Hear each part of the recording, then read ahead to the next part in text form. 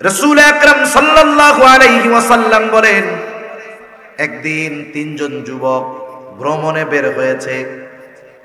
অতীতকালের তিনজন যুবক ভ্রমণে বের হলো, পাহাড়ের পাদদেশ দিয়ে তারা পথ চলতেছে। হঠাৎ করে আকাশের মধ্যে মেঘ ঝড় বৃষ্টি শুরু হয়ে গেল। এই যুবকেরা কোথায় দাঁড়াবে? ঝড় বৃষ্টি থেকে বাঁচার জন্য পাহাড়ের সাথে একটা গুহার মধ্যে তারা আশ্রয় নিল। চিন্তা করতেছে, যখন ঝড় বৃষ্টি শেষ হয়ে যাবে পুনরায় আমরা আমাদের গন্তব্য আমাদের বাড়িতে ফিরে যাব। অপেক্ষা করতেছে কখন ঝড় বৃষ্টি শেষ হবে। ইতিমধ্যে হঠাৎ করে বড় একটা পাথর তাদের গর্তের মুখের উপরে এসে পড়লো। গর্তের মুখটা বন্ধ হয়ে গেল, চরম অন্ধকার, কিছু দেখা যায় না। তিনজন মিলে সর্বশক্তি প্রয়োগ করে ধাক্কা ধাক্কি করে এক চুল পরিমাণও পাহাড় পাথরটাকে নড়াতে পারে নাই। মানুষ যখন কোনো বিপদে পড়ে সর্বপ্রথম সে তার শক্তি সামর্থ্য দ্বারা বিপদ থেকে বাঁচার চেষ্টা করে। যখন সে দেখে না তার বুদ্ধি তার শক্তি বিপদ থেকে উদ্ধার হওয়ার জন্য যথেষ্ট নয়, সর্বপ্রথম এই লোকটা হতাশ হয়ে যায়। চিন্তা করে আর উপায় নাই, আমার জিন্দেগিটা শেষ। এই চিন্তা যাদেরকে গ্রাস করে বসে, এই হতাশা পর্যন্ত যাদের গন্তব্য শেষ, এরা লাস্টে এক সময় ওই রকম মাথায় পিস্তল ঢেকে গুলি করে মরে যায়। কিন্তু যে চিন্তা করে যে আমার হতাশা শেষ না, আমার প্রচেষ্টা শেষ, এখন শুরু হবে কার? আল্লাহ তাআলার রহমত। আমি আমার প্রচেষ্টা করেছি, আমার যেখানে শেষ সেখান থেকে শুরু কার? আল্লাহ তাআলা। যুবকেরা যখন চেষ্টা করে আর পারল না, হতাশ হয়ে গেছে যে না আমাদের শক্তি সামর্থ্য এর দ্বারা এখান থেকে উদ্ধার পাওয়া নিষ্কৃতি পাওয়া কোনো সম্ভব নয়। এখন এই বিপদ থেকে আমাদেরকে যিনি বাঁচাতে পারেন, জবান খুলে বলেন তো তিনি কে? আল্লাহ তাআলাই পারেন। এই তিন যুবক এবং এখন পরামর্শ করলো কি করা যায়, কারণ এই বিপদ থেকে আমাদের উদ্ধার করার মতো কেউ নাই। আমরা এমন একটা জায়গায় আছি আমাদের অবস্থান বাহিরের কেউ জানতে পারবে না।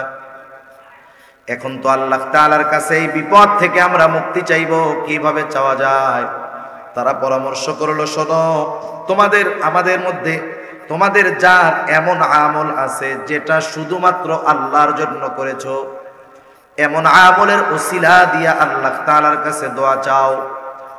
পরামর্শ শেষ হলো, প্রথম জন আল্লাহর কাছে দোয়া করতেছে, বলে আল্লাহ, আয় আল্লাহ, আমি একজন যুবক মানুষ, আমার একজন চাচাতো বোন ছিল, খুব সুন্দর দেখতে তার চেহারা।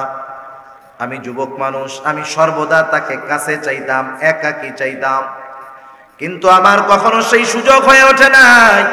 আমার চাচাতো বোন খুব অভাবী ছিল, দরিদ্র ছিল। আয় আল্লাহ, একদিন সে আমার কাছে কিছু সাহায্যের জন্য আসলো, এটাকে আমি সুযোগ মনে করলাম। আমার চাচাতো বোন যেহেতু অভাবী ছিল, দরিদ্র ছিল, আমি বললাম, শোনো, তোমাকে আমি টাকা দিয়ে সহযোগিতা করব, গোপনে মিলিত হতে হবে। হাদিসের মধ্যে আসছে, কাদাল ফাকিরু আইয়াকুনা কুফরা, দারিদ্রতা মানুষকে কুফরি পর্যন্ত পৌঁছায়া দেয়। অনেক সময় আমাদের সমাজে এমন হয়, অনেক খারাপ মানুষ আছে, চোর আছে, ছিনতাইকারী আছে, অপরাধী আছে, সবাই কিন্তু ইচ্ছা করে চোর হয় না, সবাই কিন্তু ইচ্ছা করে ছিনতাইকারী হয় না। খোঁজ নিয়ে দেখবেন অধিকাংশ অপরাধে লিপ্ত হওয়ার অন্যতম কারণ হলো তাদের অভাব। একটা কথা বলেন এরকম, অভাবে স্বভাব নষ্ট হয়, অভাবে স্বভাব নষ্ট হয়। দেখেন আমাদের বিশেষ করে গ্রাম অঞ্চলে এমন আছে আর কি, যে আমি সচ্ছল, আমার প্রতিবেশী অসচ্ছল, অভাব দারিদ্রতা তাকে জেকে বসেছে তার উপরে, সে অভাবের তাড়নায় পড়ে চুরি করে, অমুকের গাছের কদু চুরি করে, মুরগি চুরি করে, আছেন এরকম সিসকে চোর। আস্তে আস্তে কিন্তু সে বড় চোর হয়, এক সময় ডাকাত হয়, এক সময় হত্যা করতে দ্বিধাবোধ করে না। আমাদের দায়িত্বটা কি? আমাদের দায়িত্ব হলো এই যে পাশের মানুষ অভাবের কারণে সে যে খারাপ হয়ে যাচ্ছে, আমরা পারি শুধু সমালোচনা করতে, কিন্তু আমাদের দায়িত্ব হলো সে জানি অভাবে পড়ে স্বভাব নষ্ট না হয়, এজন্য আমাদের তাকে সহযোগিতা করার দরকার। অভাবের কারণে সে জানি খারাপ না হয়ে যায়, এটা দেখার দরকার। কারণ আল্লাহ রাসূল সাল্লাল্লাহু আলাইহি ওয়াসাল্লাম বলেন, সে কিভাবে মুমিন হতে পারে যে নিজে পেট পুরে খায় আর তার প্রতিবেশী খাবারের অভাবে কষ্ট করে। সেজন্য আমাদের সমাজে অনেক মানুষ আছে বিভিন্ন খারাপ পথে চলে যায় অভাবের কারণে। ওই যে চাচাতো বোন অভাবী দারিদ্র পীড়িত মহিলা, যখন এইবার চাচাতো ভাই তাকে বলল, শোনো তোমাকে টাকা দিতে পারি, শর্ত আছে, আমার সাথে গোপনে লিপ্ত হতে হবে। মহিলা অভাবের কাছে হেরে গেল। এইবার মহিলা চাচাতো ভাইয়ের শর্তে রাজি হয়ে গেল। নির্ধারিত দিন চাচাতো ভাই চাচাতো বোনের কাছে হাজির হয়ে গেছে, বলে বোন তুমি তোমার শর্ত পূরণ করো। হাদিসের মধ্যে আসছে এবার দুইজনে একেবারে নিকটবর্তী হয়ে গেছে, কোনো বাধা নাই, কেউ দেখে না, কেউ জানে না। হঠাৎ করে এই মুহূর্তে চাচাতো বোন বলে, ও ভাই তুমি যেটা করতেছো সেই ব্যাপারে তুমি আল্লাহ তাআলাকে ভয় করো। এই যে কথাটা বলার সাথে সাথে যুবক ওখান থেকে উঠে আসছে, ফিরে আসছে, যা তাকে দান করেছিল তাকে সাদকা করে দিয়েছে, উঠে চলে আসছে। যুবকটা এবার আল্লাহর কাছে বলে, আল্লাহ আমি যে ওই অবস্থা থেকে ফিরে এসেছি, উঠে এসেছি, আমার এই ফিরে আসা যদি আপনার জন্যই হয়, বিপদে পড়েছি আল্লাহ, এই বিপদ থেকে আপনি আমাদের উদ্ধার করে। গুনার থেকে ফিরে আসছে, ভালো কাজ করছে তা না, গুনার থেকে ফিরে আসছে। আমরা অনেক সময় মনে করি বড় আবেদকে, যে তাহাজ্জুদ পড়ে, আওয়াবিন পড়ে, ইশরাক পড়ে, কোনো নফল ছুটে না, আমরা তাকে মনে করি সে বড় আবেদ, মানে ইবাদত করে নেওয়ালা, ঠিক না? কিন্তু বড় আবেদ কে? আর একটা হাদিসের মধ্যে রাসূলুল্লাহ সাল্লাল্লাহু আলাইহি ওয়াসাল্লাম হযরত আবু হুরায়রা রাদিয়াল্লাহু তাআলা আনহুকে বেশ কয়েকটা নসিহত করেছেন। এই নসিহতগুলোর মধ্যে একটা নসিহত হলো, আল্লাহর নবী বলেন, ইত্তাকিল মাহারিমা তাকুন আ'বাদান নাস। আবু হুরায়রা রাদিয়াল্লাহু তাআলা আনহুকে আল্লাহর রাসূল সাল্লাল্লাহু আলাইহি ওয়াসাল্লাম বলতেছে, আবু হুরায়রা তুমি নিষিদ্ধ বিষয় থেকে বেঁচে থাকো, হারাম থেকে বেঁচে থাকো, গুনার থেকে বেঁচে থাকো, তুমি মানুষের মধ্যে সবচাইতে বড় আবেদ হয়ে যাবে। সুবহান। তাহলে বড় আবেদ হওয়ার জন্য বেশি ইবাদত করতে হয় তা না। এখন তো ইবাদতের কথা বললে আমাদের পেরেশানি লাগে, চিন্তার কারণ নাই। একটা ঘটনা শোনাই হাদিস থেকে, মুসনাদে আহমদের মধ্যে সম্ভবত 2-3 বার আসছে হাদিসটা। রাসূল আকরাম সাল্লাল্লাহু আলাইহি ওয়াসাল্লাম একদিন ফজরের নামাজের পূর্ব মুহূর্তে সাহাবাদেরকে নিয়ে মসজিদে নববীর মধ্যে বসে আছেন। হঠাৎ করে নবীজি বললেন, শোনো, এখন যেই ব্যক্তি দরজা দিয়ে প্রবেশ করবে সে জান্নাতি। নবীজি কিন্তু নিজের থেকে বলেন নাই, নিশ্চয়ই নবীজিকে জিব্রাইল আলাইহিস সালাম এসে জানিয়েছে, আর জিব্রাইলকে নিশ্চয়ই আল্লাহ তাআলা জানিয়েছে। এবার সবার নজর মসজিদের দরজার দিকে, কে সেই সৌভাগ্যবান ব্যক্তি যার ব্যাপারে নবীজির এমন ঘোষণা। সবাই তাকায় আছে, দেখতে পেল এমন একজন লোক মসজিদের মধ্যে ঢুকলো যার দাড়ি বেয়ে বেয়ে ওযুর পানি এখনো পড়তেছে, বাম হাতের মধ্যে তার জুতাটা। প্রথম দিন চলে গেল, দ্বিতীয় দিন আবার রাসূল আকরাম সাল্লাল্লাহু আলাইহি ওয়াসাল্লাম বলেন, এখন যেই ব্যক্তি দরওয়াজা দিয়ে ঢুকবে সে জান্নাতি। ফজরের নামাজের পূর্বে সবার নজর আবার দরজার দিকে, কে সেই সৌভাগ্যবান ব্যক্তি। তাকায় দেখে আগের দিন যেই লোকটা ঢুকেছিল, দাড়ি থেকে ওযুর পানি পড়তেছে, হাতের মধ্যে জুতা, সেই লোকটাই আবার ঢুকছে। তৃতীয় দিন আবার রাসূল আকরাম সাল্লাল্লাহু আলাইহি ওয়াসাল্লাম ফজরের নামাজের পূর্ব মুহূর্তে বললেন, এখন যেই ব্যক্তি দরজা দিয়ে ঢুকবে সে জান্নাতি। সবার নজর দরজার দিকে, এখন কোন ব্যক্তি ঢুকে দেখতে হবে। তাকায় দেখলো বিগত 2 দিন যেই লোকটা ঢুকেছে, যেই অবস্থায় ঢুকেছিল, আজকেও তার সেই অবস্থা, ওযুর পানি চেহারার মধ্যে, বাম হাতে তার জুতা। একজন ব্যক্তির ব্যাপারে পরপর 3 দিন আমার আপনার নবী একই কথা বললেন। বলেন তো এই লোকটা যে জান্নাতি, কোনো সন্দেহ আছে নাকি? কোনো সন্দেহ নাই। আমরা মনে করি যে জান্নাতি হওয়া কঠিন। এই সমাজে এই সময় আরো মানুষ বেশি মনে করে কঠিন না, অনেক সহজ। এখন যখন ওনার জন্য 3 দিন একই ঘোষণা, একজন সাহাবীর নাম আব্দুল্লাহ ইবনে আমর ইবনুল আস রাদিয়াল্লাহু তাআলা।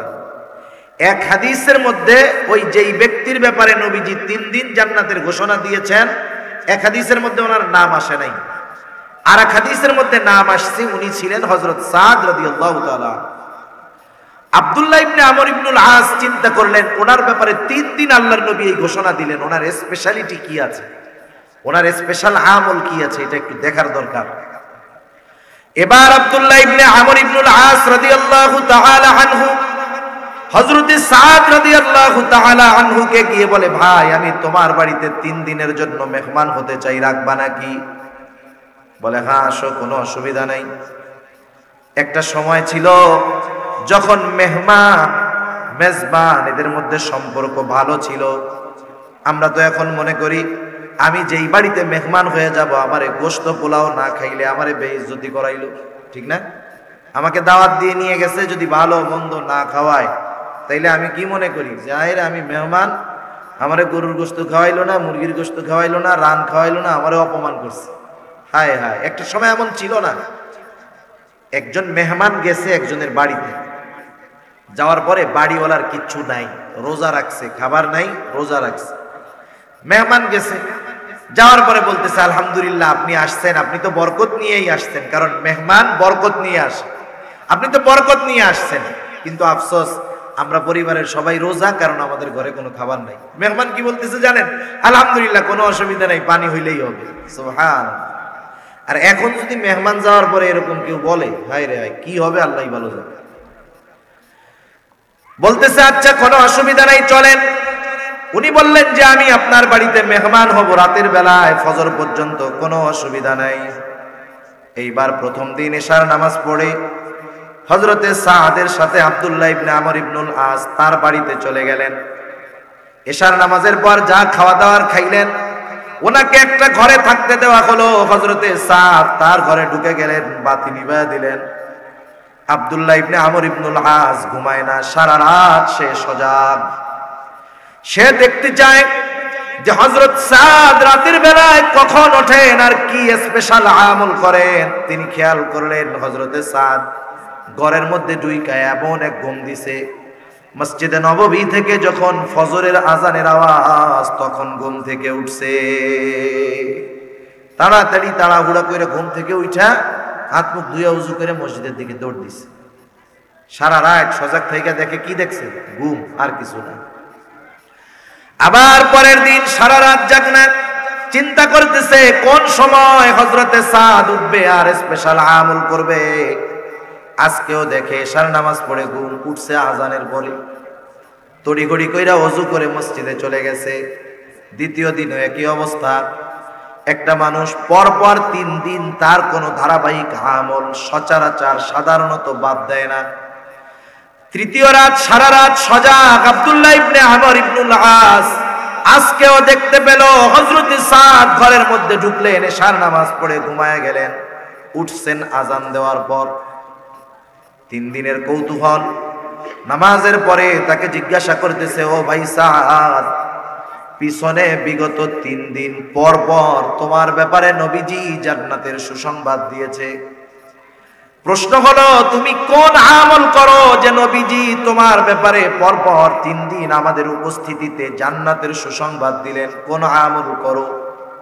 হযরতে সাদ রাদিয়াল্লাহু তাআলা এবার বলতেছে, শোনো, নবীজি যদি আমার ব্যাপারে এমন ঘোষণা দিয়ে থাকেন তো আলহামদুলিল্লাহ। তুমি কোন উদ্দেশ্যে আমার বাড়িতে ছিলা? আমি বুঝতে পেরেছি আমার আমল দেখার জন্য ছিলা, কিন্তু ভাই আমার কোনো স্পেশাল আমল নাই। আমি 5 ওয়াক্ত নামাজ পড়ি, হারাম হালাল বেঁচে চলি, আল্লাহ তাআলা যেটা হারাম করেছেন সেটা থেকে বেঁচে থাকি। আর রাতের বেলায় যখন বিছানায় যাই, আমি সকলকে মাফ করে আমার অন্তরটাকে পরিষ্কার করে ঘুমাতে যাই। আমি যখন শুয়ে পড়ি বিছানায়, আমি আল্লাহর কাছে বলি, আল্লাহ আমারে যারা কষ্ট দিছে আমি সবাইকে মাফ করে দিলাম। এইটুক কাজ হলো আমি স্পেশাল করি, আর কোনো কিছু করি না। এখন চিন্তা করেন, দেখেন উনি জান্নাতের সুসংবাদ প্রাপ্ত একজন সাহাবী, আমল তো অনেক বেশি না, অনেক বেশি। এতটুকু আমল কোনো কিছু না। আপনারাই যদি শুনেন বর্তমান জামানার কোনো বুজুর্গ 5 ওয়াক্ত নামাজ পড়ে এর বেশি কিছু করে না, আপনারা বলবেন এ আবার কেমন বুজুর্গ, এ আবার কেমন বুজুর্গ, তাহাজ্জুদ নাই, আওয়াবান নাই, ইশরাক নাই। অথচ দেখেন একজন সাহাবী এতটুকু আমল, শুধু স্পেশালিটি কি, রাতের বেলা যখন ঘুমাতে যায় সবাইকে মাফ করে ঘুমাতে যায়। হযরতে সাদ রাদিয়াল্লাহু তাআলা আনহুর ব্যাপারে নবীজির জান্নাতের সুসংবাদ আব্দুল্লাহ ইবনে আমর ইবনুল আস বলেন, ভাই বুঝতে পেরেছি অতটুকু আমলই তোমাকে ওই পর্যায়ে পৌঁছে দিয়েছে। সুবহান। সেজন্য আল্লাহর নবী ওই আবু হুরায়রা রাদিয়াল্লাহু তাআলা আনহুকে বলতেছে যে গুনার থেকে বাঁচো, হারাম থেকে বাঁচো, বড় আবেদ হয়ে যাবে। এইবার ওই প্রথম যুবক যখন আল্লাহর কাছে দোয়া করলো, আয় আল্লাহ ওই গুনার অবস্থা থেকে ফিরে আসাটা শুধুমাত্র যদি আপনার জন্য হয়, আয় আল্লাহ আমরা বিপদে পড়েছি, আমাদেরকে উদ্ধার করেন।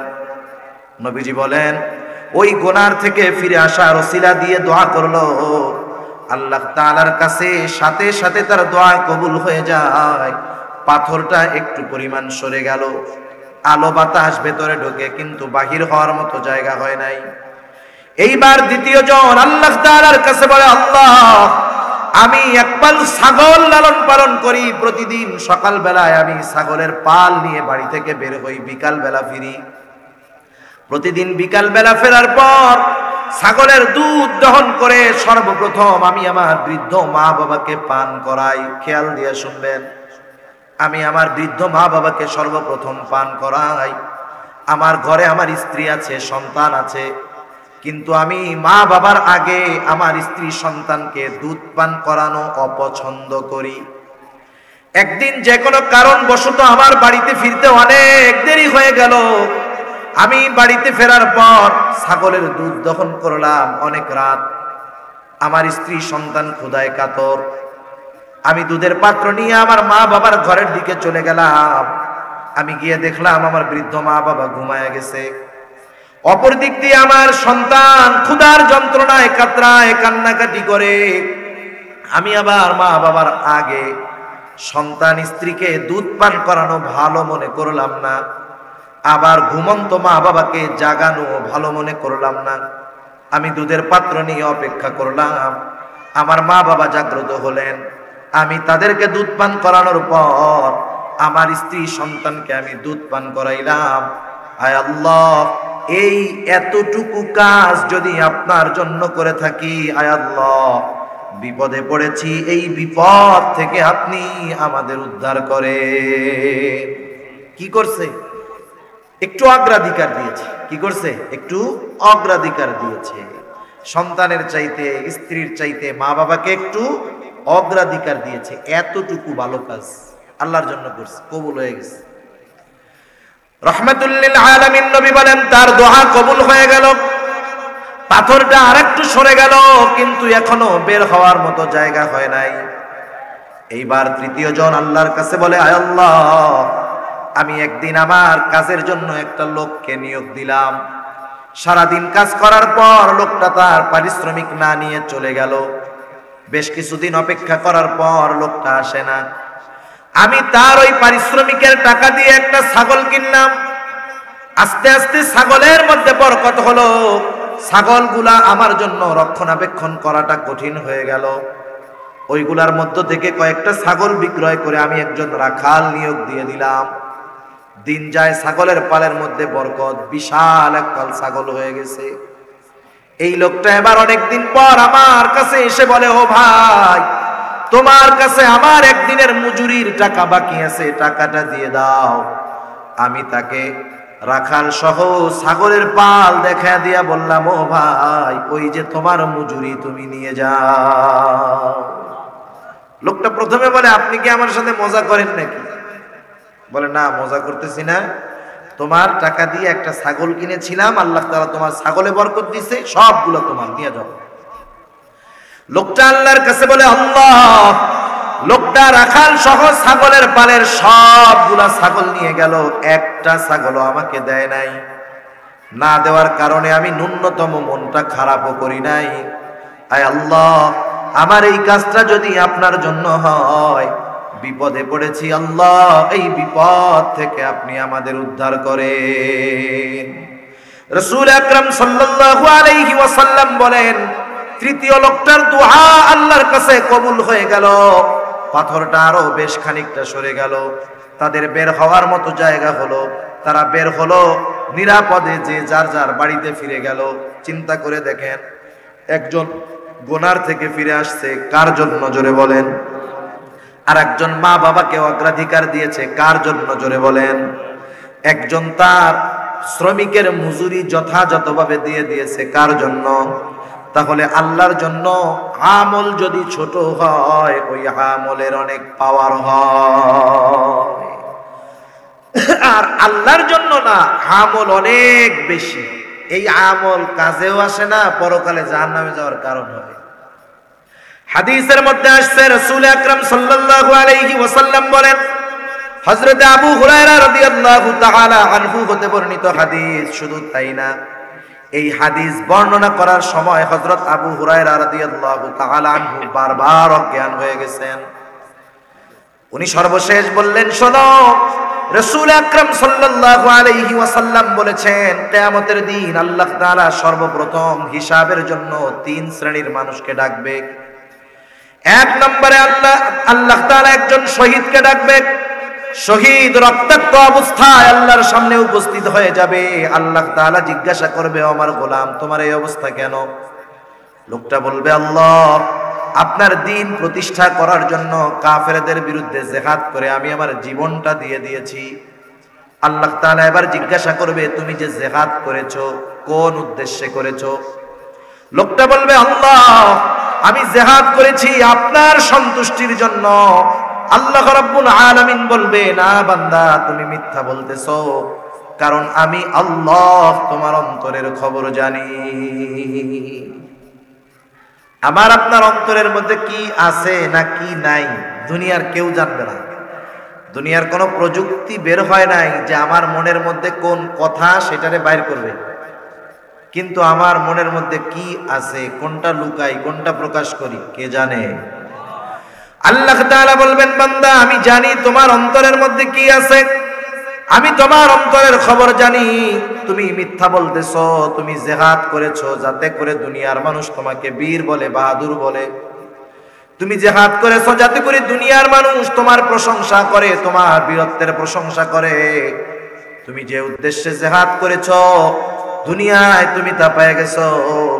আজকে আমি আল্লাহর তরফ থেকে তোমার জন্য কিছু নাই, তুমি চলে যাও, তোমার ঠিকানা হলো চিরস্থায়ী জাহান্নাম।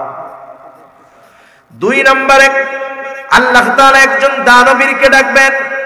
আল্লাহ তাআলা জিজ্ঞাসা করবে, ও আমার গোলাম, আমি আল্লাহ দুনিয়াতে তোমাকে অনেক সম্পদ দিয়েছিলাম, এই সম্পদ তুমি কোন কাজে ব্যয় করেছো? লোকটা বলবে, আল্লাহ, আপনার দেওয়া সম্পদ আমি দান করেছি, সদকা করেছি, মানুষের মধ্যে ব্যয় করেছি। আল্লাহ তাআলা বলবে, কেন তুমি এই সদকা করেছো? লোকটা বলবে, আল্লাহ আপনার সন্তুষ্টির জন্য। আল্লাহ তাআলা বলবে, না বান্দা, তুমি মিথ্যা বলতেছো, আমি আল্লাহ তোমার অন্তরের খবর জানি। তুমি দান করেছো যাতে করে দুনিয়ার মানুষ তোমাকে দানবীর বলে, সমাজ সেবক বলে, গরিবের বন্ধু বলে। যে উদ্দেশ্যে তুমি দান করেছো, দুনিয়ায় তুমি তা পেয়ে গেছো। দুনিয়ার মানুষ তোমার দানের প্রশংসা করেছে।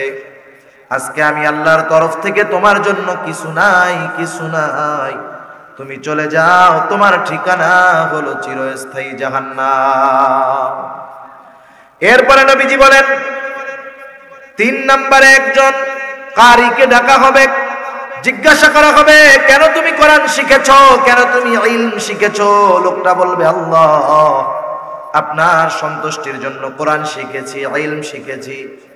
আল্লাহ তাআলা বলবে, না বান্দা, তুমি মিথ্যা বলতেছো। দুনিয়ার মানুষ যেন তোমার ইলমের প্রশংসা করে, তোমার জ্ঞানের প্রশংসা করে, তোমাকে আলেম বলে, হাফেজ বলে, কারি বলে, মুফতি বলে, মুহাদ্দিস বলে, শাইখুল হাদিস বলে। এক কথায় তোমার যেন প্রশংসা করে। দুনিয়ার মানুষের প্রশংসার আশায় তুমি ইলম শিখেছো। যে উদ্দেশ্যে ইলম শিখেছো, দুনিয়ায় তুমি তা পেয়ে গেছো। আজকে আমি আল্লাহর তরফ থেকে তোমার জন্য কিছু নাই, তুমি চলে যাও, তোমার ঠিকানা হলো চিরস্থায়ী জাহান্নাম। তাহলে চিন্তার বিষয়, আল্লাহ তাআলা দ্বিতীয় শর্ত দিলেন আমলে সালেহ। আমলে সালেহ তখন হবে যখন আমার আমলগুলা কার সন্তুষ্টির জন্য হবে। আর আমি যদি আমলে সালেহ করতে পারি, এই ওসিলা দিয়ে দোয়া করলে দোয়া কবুল করবে কে?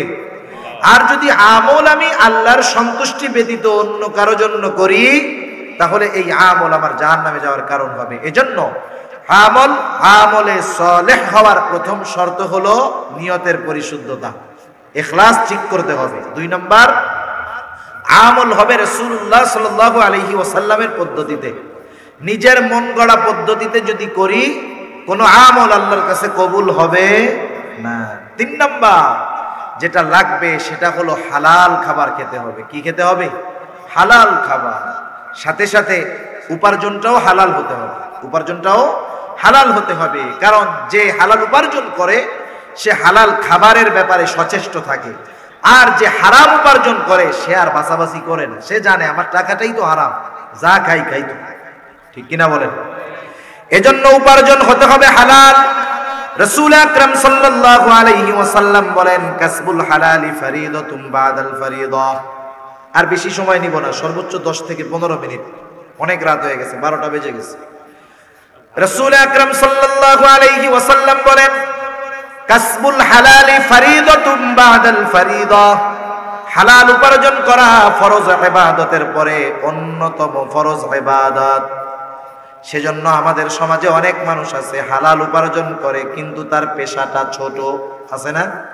যেমন কেউ রিকশা চালায়, কেউ দিন মজুর করে, কেউ বা গাড়ির মধ্যে তরকারি বিক্রয় করে। অনেক সময় কিন্তু আমরা এই ধরনের মানুষদেরকে তার পেশাটাকে তুচ্ছ তাচ্ছিল্য করি। মনে করেন একজন রিকশাওয়ালা ভাই একটা কথা বলল, আমি একটু সমাজের উচ্চ শ্রেণীর মানুষ, তার কথাটা আমি কেমনে ফেলাই, এই বেটা রিকশাওয়ালা এত কথা কইস না, চুপ করে থাকতো, চালাই রিকশা আবার বড় কথা বলে। এরকম আছে না নাই? খবরদার, আমরা কখনো এইরকম কোন পেশা যেটা হালাল পেশা, পেশা যত ছোট হোক এটাকে আমরা তুচ্ছ তাচ্ছিল্য করব না। এই যে সিটি কর্পোরেশনের মানুষেরা রাস্তা ঝাড়ু দেয় না, কত বড় সাদকার কাজ জানেন? ও যদি শুধু হালাল পথে থাকে, ও যদি শুধু হালাল উপার্জন করে, অবৈধ কোনো পন্থা অবলম্বন না করে, ওর ওই ঝাড়ুদারিত্ব পেশার অনেক দাম। সে মানুষের জন্য কত কল্যাণমূলক কাজ করে। এজন্য হালাল পেশা যত ছোট হোক, খবরদার আমরা কখনো এই পেশাগুলো নিয়ে তুচ্ছ তাচ্ছিল্য করব না। কারণ আমি আপনি যদি হালাল না খাই, আমলে সালেহ হবে না।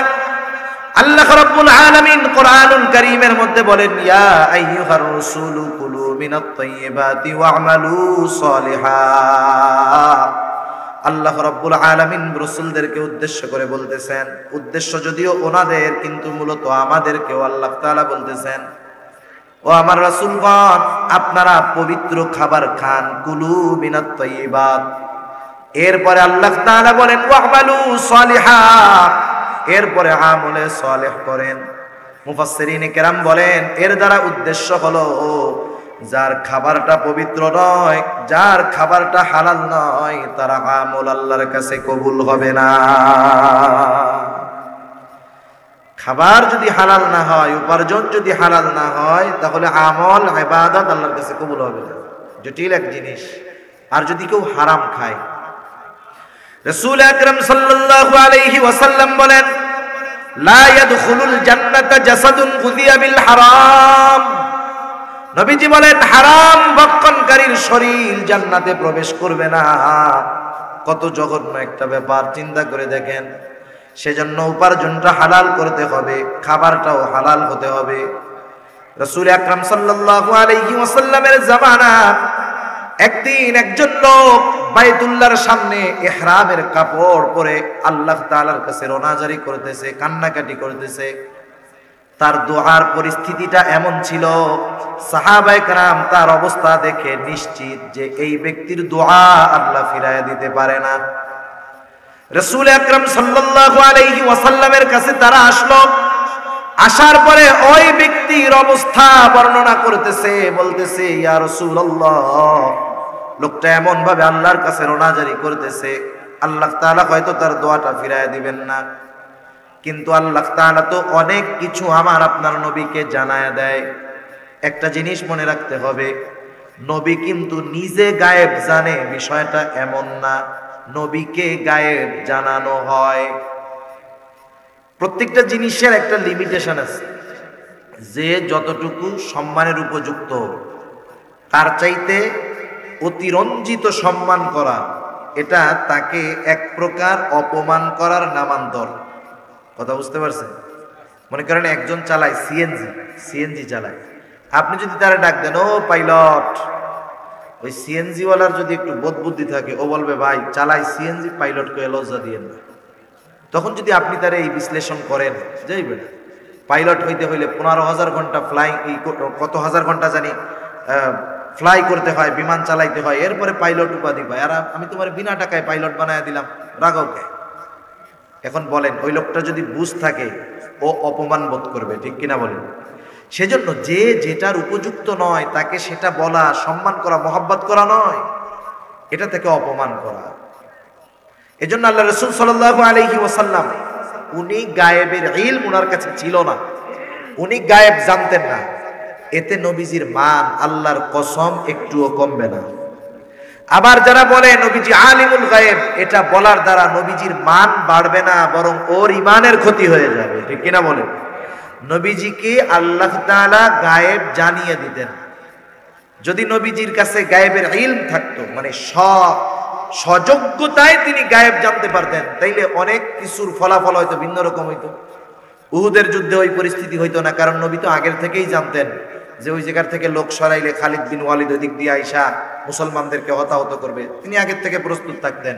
যদি নবীজি গায়েব জানতেন, খাবার সামনে ইহুদি মহিলা খাবারের সাথে বিষ মিশিয়ে দিয়েছে, নবী যদি গায়েব জানতেন, নিজেও খাইতেন না, আরেকজন সাহাবী খেয়ে মারাও যেত না, ঠিক কিনা বলেন? নবীজিকে জানায় দিতেন আল্লাহ তাআলা। রাসূল আকরাম সাল্লাল্লাহু আলাইহি ওয়াসাল্লামের কাছে সাহাবাদের এই মনোভাবের কথা আল্লাহ তাআলা পৌঁছায়া দিলেন। এই লোকটার অবস্থা নবীজিকে জানিয়ে দেওয়া হলো। সাহাবারা যখন এসে বলল আল্লাহ রাসূল সাল্লাল্লাহু আলাইহি ওয়াসাল্লামকে, এবার নবীজি বলতেছে, শোনো, ওই লোকটার দোয়া আল্লাহর কাছে কেমনে কবুল হবে? যার গায়ে হারাম টাকার পোশাক, যার দেহটা হারাম খাবার দ্বারা গঠিত, তার দোয়া কেমন করে আল্লাহর কাছে কবুল হয়? আমরা যে অভিযোগ অনুযোগ করি যে আমাদের দোয়া কবুল হয় না কেন, আমরা কি এই চিন্তা করি যে আমার উপার্জনটা পরিপূর্ণ হালাল আছে কিনা, আমার খাবারটা পরিপূর্ণ হালাল আছে কিনা? এই বিষয়গুলো আমরা দেখি না।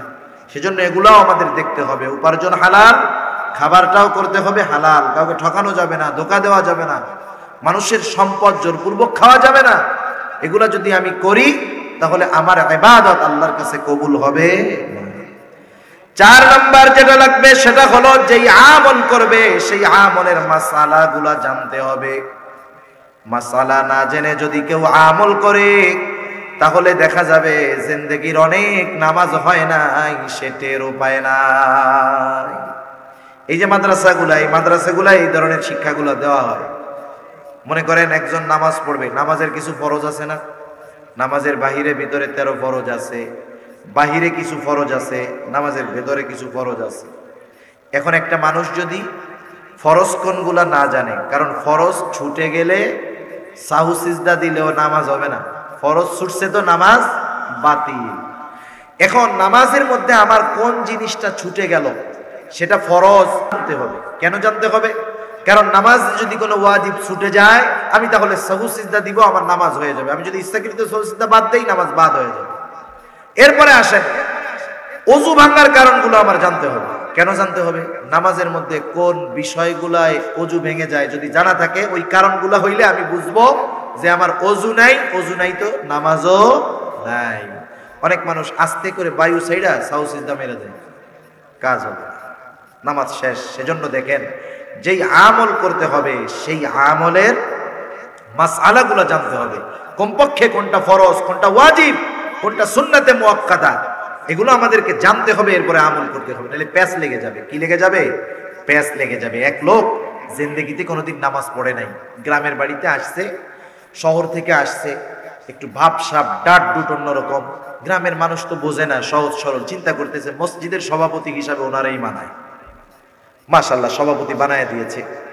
প্রথম জুমার নামাজ পড়তে আসছে উনি মসজিদের মধ্যে, আগে জীবনেও নামাজ পড়ে নাই, মোটামুটি যা শিখছে টিকছে এরকম আর কি। এখন উনি ইমামের পেছনে যখন নামাজ পড়বে, উনি 1 রাকাত পায় নাই, পাইছে 2য় রাকাত। ইমাম দ্বিতীয় রাকাতে সূরা ফাতিহার পরে সূরা নাসটা পড়ে ফেলছে, নাস পড়ে ফেলছে। এখন উনি তো এক রাকাত পায় নাই, উনি দাঁড়ায় গেছে, দাঁড়াইয়া সূরা ফাতিহা পড়ে চিন্তা করতেছে, আল্লাহ কি পড়বো, ইমাম সাহেব তো সবই পড়ে বলে।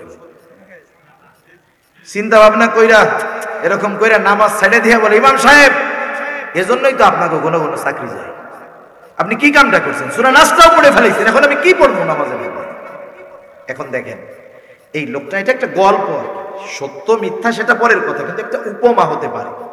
এখন চিন্তা করেন, লোকটার এমন লোক যে নাই তা না, এই ধরনের অনেক মানুষ অনেক মাসালা আমাদেরকে জিজ্ঞাসা করে, অবাক হয়ে যেতে হয় যে এই লোকটা এই মাসালাটা জানে না।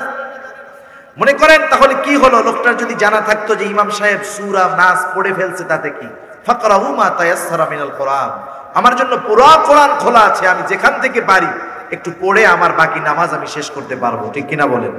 না জানা থাকলে এরকম অনেক সমস্যার সম্মুখীন আমাদেরকে হতে হয়। এজন্য আমাদের মাসালা জানার দরকার, ফরজগুলা জানা ফরজ। এজন্য আল্লাহ রাসূল সাল্লাল্লাহু আলাইহি ওয়াসাল্লাম বলেন, তলাবুল ইলমি ফরিদাতুন আলা কুল্লি মুসলিম, দ্বীনি ইলম শিক্ষা করা প্রত্যেক মুসলমান নরনারীর উপরে ফরজ। এখন চিন্তা করে দেখেন কতটুকু ফরজ, অল্প সময় কতটুকু ফরজ। মুফাসসিরিনে কেরাম ব্যাখ্যা করেন, কোন কোন মুফাসসির মুহাদ্দিস বলেন কমপক্ষে এতটুকু ইলম শিখতে হবে যতটুকু দিয়ে নিজে পরিপূর্ণ শরীয়তের উপরে চলা যায়। আবার কোন কোন মুফাসসির মুহাদ্দিস বলেন এতটুকুতেও হবে না, কতটুকু লাগবে। কোরআনুল কারীমের মধ্যে আল্লাহ রাব্বুল আলামিন বলেন, ইয়া আইয়ুহাল্লাযীনা আমানু কু আনফুসাকুম ওয়া আহলিকুম নারা। এই আয়াতে মুমিনদের প্রতি আল্লাহ তাআলার দুটো আদেশ।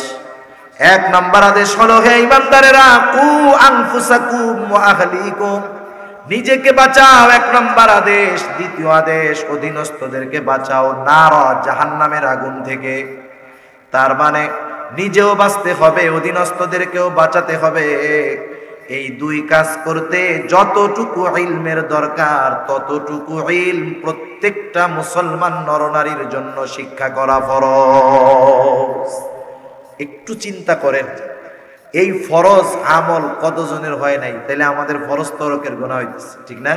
সুতরাং আমরা যারা এখনো অতটুকু পরিমাণ শিখি নাই, এখনো আমরা ওলামায়ে কেরামের কাছে, মসজিদের ইমাম সাহেবের কাছে, মাদ্রাসার উস্তাদদের কাছে প্রাইভেট ভাবে একটু যাব। আপনি সম্মানিত মানুষ, আপনি যদি যান, ওনারা আপনাকে দূরে সরায় দিবে না। ওনারা হয়তো আপনাকে কোনো অ্যাডভাইস দিতে পারে, পরামর্শ দিতে পারে যে আপনি এভাবে এভাবে করেন, তাহলে আপনার ইলমগুলো সব জানা হবে। কিন্তু আমি যদি একটু নিজে সংকোচ রেখে মনের মধ্যে চিন্তা করি যে আমার অধীনে আমার ইমাম সাহেব, আমি গেলে প্রেস্টিজে লাগবে, এতটুকু চিন্তা করে আমি দেখেন একটা ফরজ বিধান অমান্য করার গুনাহ আমার সর্বদা হতে থাকবে। সেজন্য আমরা ওলামায়ে কেরামের সাথে থেকে, মসজিদের ইমাম সাহেবের কাছ থেকে, মাদ্রাসার ওলামায়ে কেরাম যারা আছেন তাদের কাছ থেকে আমরা এগুলো একটু শিখে নিব, না হলে আমরা নিজেরা গুনাহগার হব, ঠিক কিনা বলেন? সেজন্য আমাদের শিখতে হবে এইগুলা। চারটা বিষয় আমি আপনাদের খেদমতে বললাম আমলে সালেহ হওয়ার জন্য। এক নাম্বার লাগবে শিরিক মুক্ত ঈমান, দুই নাম্বার আমলে সালেহ তথা আল্লাহর দরবারে গ্রান্ট হয়, গ্রহণযোগ্য হয়, কবুল হয় এমন আমল। এক নাম্বার ওই রকম আমলের জন্য লাগবে নিয়তের পরিশুদ্ধতা। দুই নাম্বার লাগবে রাসূলুল্লাহ সাল্লাল্লাহু আলাইহি ওয়াসাল্লামের পদ্ধতি। আমি যদি শুধুমাত্র শাব্দিক অনুবাদের মাধ্যমে আমল করতে যাই ভুল হবে। একটা উপমা দেই এই বিষয়ের। মনে করেন কোরআনুল কারীমের মধ্যে আসছে ওয়ারকাউ, তোমরা রুকু করো। রুকু করা কি বলেন তো নামাজের মধ্যে? ফরজ। ফরজ রুকু করা কি? ফরজ। রুকু শব্দের শাব্দিক অর্থ হলো ঝুঁকা। রুকু শব্দের শাব্দিক অর্থ কি? ঝুঁকা, ঝুঁকে পড়া। ঝুঁকে পড়া মানে কি? একদম দাঁড়াইছে, এরকম একটু কাত হইলেই সে ঝুঁকছে, একটু কাত হলেই ঝুঁকছে। এখন যদি সে রুকুর মধ্যে চিন্তা করে আমি শাব্দিক হিসাবে আমল করব, সোজা দাঁড়াইয়া মাথাটারে এতটুকু ঝুঁকাইছে, বলেন তো রুকু হবে নাকি? রুকু হবে না। আল্লাহ তাআলা বলেছেন ঝুঁকো, কিন্তু কতটুকু ঝুঁকবা এটা শিখতে হবে রাসূলুল্লাহ সাল্লাল্লাহু আলাইহি ওয়াসাল্লামের কাছ থেকে। এজন্য ইবাদতের আদেশ আল্লাহর, পদ্ধতি মুহাম্মাদুর রাসূলুল্লাহ সাল্লাল্লাহু আলাইহি ওয়াসাল্লাম। সেজন্য আমলে সালেহ হওয়ার জন্য দ্বিতীয়তে যেটা লাগবে সেটা হলো রাসূলুল্লাহ সাল্লাল্লাহু আলাইহি ওয়াসাল্লামের পদ্ধতি। তৃতীয়তে লাগবে হালাল খাবার, হালাল উপার্জন। চার নম্বরে লাগবে যেই আমল করবে সেই আমলের যেই মাসআলাগুলো শিখতে হবে। এই দুই শর্ত এখন পূরণ হয়ে গেল। আল্লাহ তাআলা যেই দুই শর্তের কারণে জান্নাতুল ফেরদাউসের মেহমান বানাবেন আমাদের। আল্লাহ তাআলা বলেন, ইন্নাল্লাযীনা আমানু ওয়া আমিলুস সালিহাত কানাত লাহুম জান্নাতুল ফিরদাউসি নুজুলা। আল্লাহ তাআলা বলেন, ইন্নাল্লাযীনা আমানু, নিশ্চয়ই যারা ঈমান আনে, ওয়া আমিলুস সালিহাত, আমলে সালেহ করে, কানাত লাহুম জান্নাতুল ফিরদাউসি নুজুলা, তাদের জন্য রয়েছে জান্নাতুল ফিরদাউসের মেহমানদারি। দুনিয়ার মেহমানদারি হলো 3 দিনের। কয় দিনের? 3 দিনের মেহমানদারি। একজন যখন একজনের বাড়ি যাবে, সে মেহমান হিসাবে ফ্যাসিলিটি পাবে 3 দিনের। এরপরে সে ওই বাড়ির সাধারণ মানুষের নেয়। কিন্তু জান্নাতুল ফিরদাউসে যারা যাবে তারা 3 দিনের মেহমান না। কয় দিনের মেহমান না? 3 দিনের মেহমান না। অনেক সময় শহর অঞ্চলে হয়, আমরা অনেক সময় মেহমান হিসাবে মেজবানকে কষ্ট দেই। আজকে সমাজের মধ্যে মেহমান আসলে মানুষ বেজার হয়, কিন্তু মেহমান বরকত নিয়ে আসে, এটা আমাদের মনে রাখতে হবে। মেহমান কি নিয়ে আসে? বরকত নিয়ে আসে। আবার শহরে আমি যখন কারো মেহমান হব, আমি এটাও খেয়াল রাখবো যে ঢাকা শহরে যারা ভাড়া থাকেন এরা ইচ্ছা করে থাকে না। এগো বাবের জমিদারি নেই, বাড়ি নাই, 2 রুমের বাসা ভাড়া 15,000 টাকা দিয়ে থাকা লাগে। এর মধ্যে স্বামী স্ত্রী, অনেক সময় মা বাবা থাকে, অনেক সময় সন্তানেরা থাকে। বাহিরের একজন মেহমান আসা মানে একটা রুম পুরোপুরি তার জন্য ছেড়ে দিতে হয়, ঠিক কিনা? অনেক সময় কিছু বোধ আক্কেল কম মানুষ আছে, এরা কি করবে? ওই যে ওই বাড়ি গিয়া যে বসছে টেস্ট ক্রিকেটের মতো, আর নড়ে না, বৈশাই কাম কাজ শেষ। খাই যায় আজকে একটু চিড়িয়াখানা দেখা হইলো, আগামীকাল একটু বোটানিক্যাল গার্ডেন দেখবো, তারপরের দিন ওই ঈদ খেটে খাই, এরপরে আর 5-6 দিনের মধ্যে চলে যাবো। খবরদার, মেহমান হিসাবে আমরা কারো কষ্টের কারণ হব না। এই ব্যালেন্স না থাকার কারণে এই অবস্থা আমাদের। আল্লাহ রাব্বুল আলামিনের মেহমান যারা হবে এরা অনন্তকালের মেহমান হবে। একটা জিনিস হলো, যখন প্রবাস থেকে কেউ বাড়িতে আসে, 6 মাসের ছুটি, ও বাড়িতে যখন আসবে, আসার আগে ওর মধ্যে এক ধরনের আবেগ কাজ করে। কোন দিন সময়টা হবে, ফ্লাইট হবে, কোন সময় দেশে গিয়ে আমি নামবো, খালি এরকম মনে হইতে থাকে। যখন দেশে আসে 3 মাস খুব ভালো মতো কাটে, বেড়ায় টেড়ায়। এবার হলো কি জানেন, চাঁদ প্রথম 13-14 দিনের মাথায় পূর্ণ আকার ধারণ করে। এর পর দিন থেকে চাঁদ কি হয়? আবার ক্ষয় হয়। পূর্ণতা পাওয়ার পরে যখন ক্ষয় হয়, তখন চাঁদের আলো আস্তে আস্তে কমে যায়। ও যখন 6 মাসের ছুটি নিয়ে 3 মাস অতিবাহিত হয়, 3 মাস পর্যন্ত খুব ফুর্তি থাকে। 3 মাস পরে ওর খালি মনে হয়, হায় রে, আর মাত্র 90 দিন, আর মাত্র 60 দিন, 70 দিন, 50 দিন, এখন আর ভাল লাগে না। যদিও এখনো বাড়িতে আছে, এরপরেও এখনো যায় নাই, বাড়িতেই আছে, কিন্তু এরপরেও সময় শেষ হয়ে যাচ্ছে। এজন্য মনের মধ্যে একটা কি লাগে? খারাপ লাগে। জান্নাতে যারা যাবে এরা তো কখনো বের হবে না, কোনো সন্দেহ নেই। কিন্তু মনের মধ্যে এই চিন্তা যদি আসে, যদি কোনো সময় বাহির হওয়া লাগে, আল্লাহ তাআলা কত মেহেরবান, এতটুকু চিন্তাও জান্নাতি মেহমানদের অন্তরে আল্লাহ আসতে দিবে না। সুবহানাল্লাহ। আল্লাহ তাআলা সেই কথা বলেন, কেমন হবে সেই মেহমানদারি? খালিদিনা ফিহা লা ইয়াবগুনা আনহা হিওয়ালা। আল্লাহ রাব্বুল আলামিন কেমন মেজবান হবেন, সেখানে তারা অনন্তকাল থাকবে। লা ইয়াবগুনা আনহা হিওয়ালা, জান্নাত থেকে বের হতে হবে এই চিন্তাও আসবে না। জান্নাতে থাকতে থাকতে কখনো তারা ক্লান্ত হবে না, কারণ জান্নাতে দিন যত যাবে জান্নাতের মজা তত বাড়ায়া দিবে কে? সেজন্য এই 2টা শর্ত আমাদের পূরণ করতে হবে, শিরিক মুক্ত ঈমান আর ইখলাস ওয়ালা আমল, আমলে সালেহ। এই 2টা জিনিস যদি আমাদের মধ্যে থাকে, তাহলে আমরা হব অনন্তকালের মেহমান, আর আল্লাহ তাআলা হবেন অনন্তকালের মেজবান। আল্লাহ সুবহানাহু ওয়া তাআলা আমাদের প্রত্যেককে এই 2টা শর্ত যথাযথভাবে দুনিয়াতে থাকতে পূরণ করার তৌফিক আল্লাহ দান করুক। সবাই বলি আমিন, আরো জোরে বলি আমিন। ওয়া আখিরু দাওয়ানা আলহামদুলিল্লাহি রাব্বিল আলামিন।